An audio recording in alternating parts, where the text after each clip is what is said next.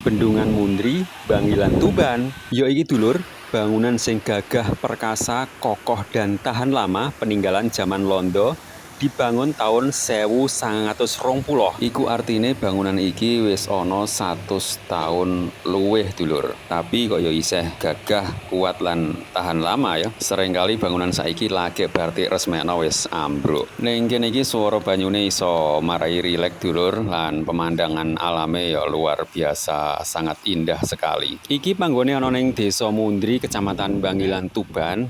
Lokasine saka Jalan Sambung Lombok iki mlaku ya gak adoh lah, paling ya sekitar 200 meter. Lah nek saka Pasar Bangilan iki kurang luwih ya 1,5 km lah. Cara ana kopi Starling ning kene itu malah koyoke tambah asik dulur. Sayange nek pengen ngopi ning kene kudu mbontot saka omah.